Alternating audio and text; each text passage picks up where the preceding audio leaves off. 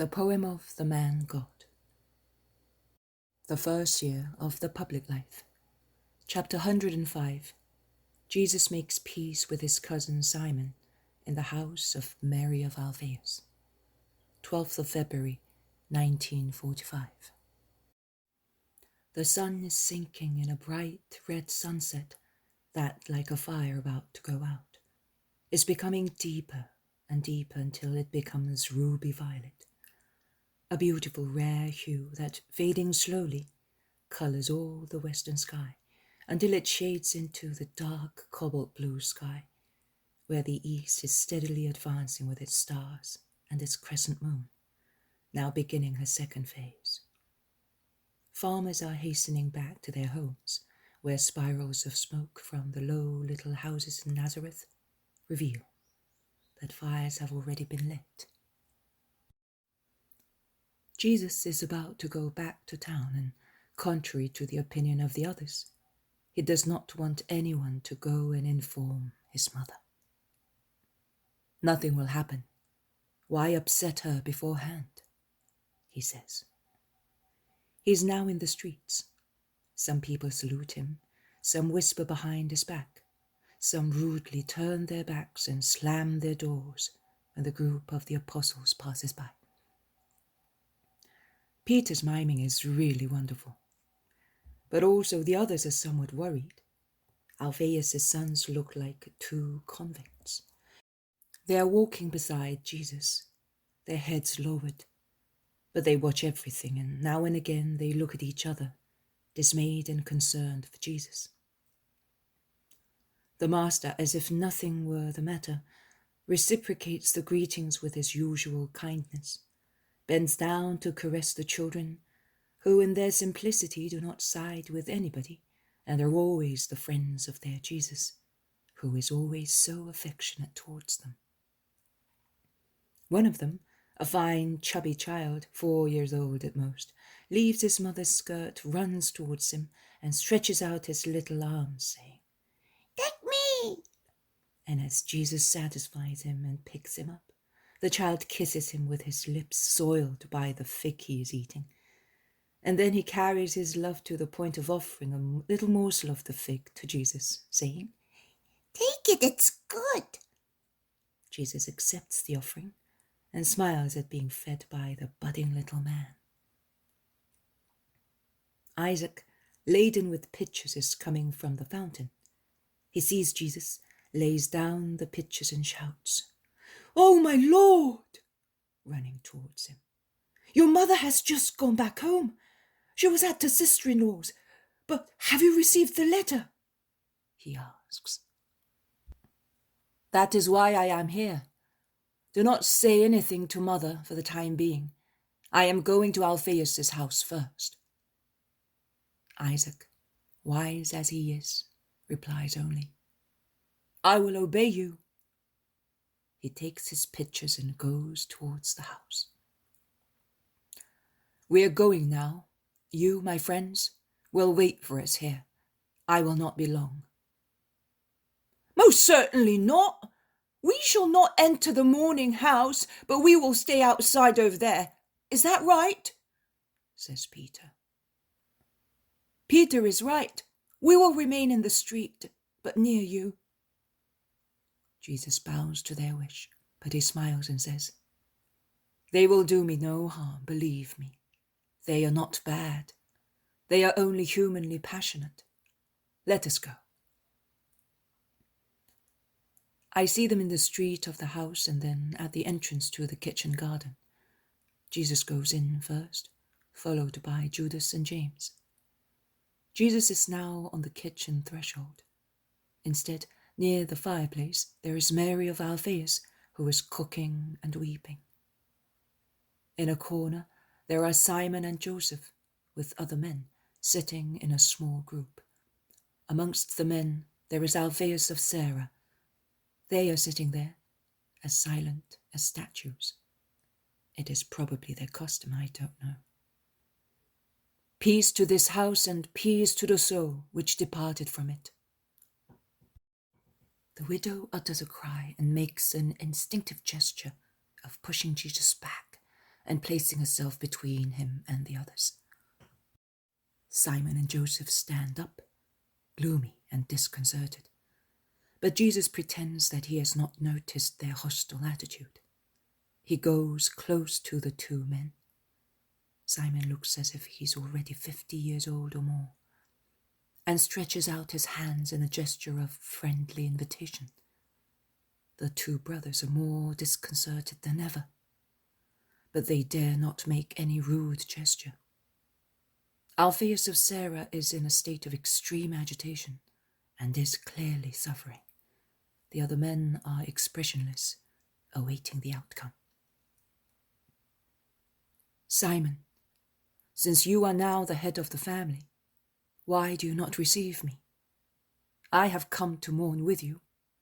How much I would have liked to be with you in the hour of sorrow, but I was far away, through no fault of mine. You are a just man, Simon, and you must admit it. The man is still aloof. And you, Joseph, whose name is so dear to me, why do you not accept my kiss? Will you not allow me to mourn with you? Death unites true affections, and we love one another. Why should there now be disunity? Because of you, our father died a vexed man, says Joseph harshly. And Simon, you should have stayed here. You knew that he was dying. Why did you not stay? He wanted you. I could not have done more than what I had already done, and you know that.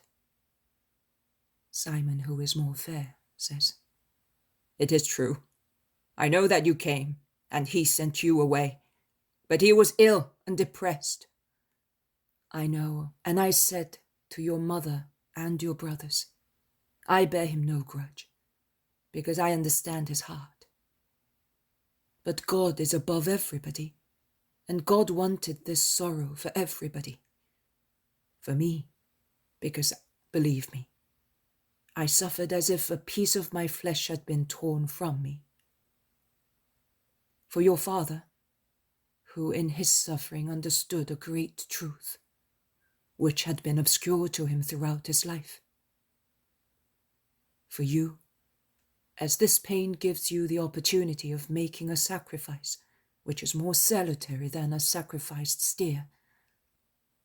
And for James and Judas, who are now as mature as you, dear Simon, because this pain is their greatest burden, and it oppresses them like a millstone. It has made them adults, and of a perfect age in the eyes of God. What truth did my father see? Only one, that his own blood, at the last hour, was hostile to him, replies Joseph harshly.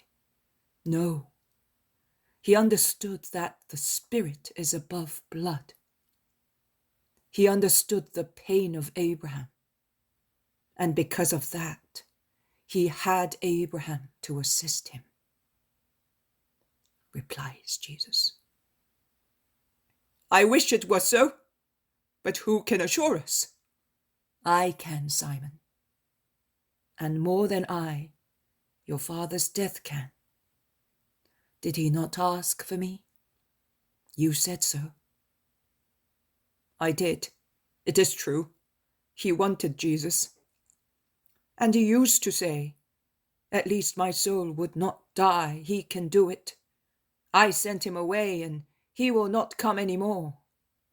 Oh, to die without Jesus, what a horrid man you are. Why did I reject him? Yes, that is what he said. He would also say, and he asked me many times, must I go? And I sent him away. Now he will not come any more. He wanted you. Your mother sent for you, but they could not find you at Capernaum, and he cried so much. And with his last ounce of strength he took your mother's hand and wanted her beside him. He could hardly speak, but he said, "The mother is somewhat the son. I am keeping her to have some of him, because I am afraid of death. Poor father." There is an Eastern scene with cries and gestures of sorrow, in which they all take part, also James and Judas, who have dared to go in. Jesus is the most quiet. He weeps only. "Are you shedding tears? You loved him then?" asks Simon. "Oh, Simon, why do you ask me? If I could have avoided it, do you think that I would have let him suffer? I am with the Father, but not above the Father." "You cured dying people, but you did not cure him," remarks Joseph bitterly. "He did not believe in me." "That is true, Joseph," points out his brother Simon. He did not believe and did not renounce his ill feeling. There is nothing I can do when there is lack of faith and hatred. I therefore say to you, do not hate your brothers. Here they are. Their torture is not to be aggravated by your ill feeling. Your mother is torn to shreds more by this living hatred than by death that ends it in itself. And in the case of your father, it ended in peace, because his desire to have me gained him God's forgiveness. I am not speaking of myself, neither am I speaking anything for myself. I am in the world, but I am not of the world. What is alive in me compensates me for what the world denies me. I suffer with my humanity, but I raise my spirit above the earth, and I rejoice in celestial matters. But they do not violate the law of love and blood. Love one another. In James and Judas there is no offense against their blood. But even if there were, you must forgive. Look at things in the right way, and you will see that they are the most offended ones, as you do not understand the necessities of their souls enraptured by God. And yet they have no grudge, but only a desire for love. Is that right, my cousins? Judas and James, who are clasped in their mother's arms, nod while weeping. Simon, you are the oldest. Set the example. I, as far as I am concerned, but the world, but you. Oh, the world. It forgets and changes at each daybreak. And I, come, give me your brotherly kiss. I love you. You know I do. Divest yourself of those scales that make you hard and are not yours, but have been imposed by strangers, not as just as you are. Always judge with your upright heart. Simon, still somewhat reluctant, stretches out his arms. Jesus kisses him and then leads him towards his brothers. They kiss one another, weeping and moaning. It is your turn now, Joseph. No, do not insist. I remember my father's suffering. In actual fact, you are perpetuating it by your grudging attitude. It does not matter. I am faithful. Jesus does not insist. He addresses Simon. It is late in the evening, but if you do not mind, our hearts are burning with desire to revere his remains. Where is Alphaeus? Where did you bury him? Behind the house, where the olive grove ends against the crack, a respectable sepulchre. Please, take me there. Mary, take heart. Your husband is jubilant, because he sees your children in your bosom. Stay here. I am going with Simon. Be in peace, Joseph. I am saying to you what I said to your father. I bear you no grudge. I love you. When you want me, call me. I will come and mourn with you.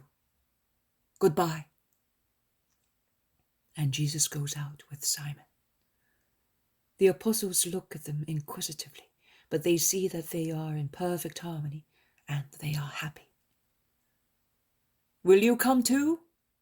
Says Jesus. They are my disciples, Simon. They wish to revere your Father too. Let us go.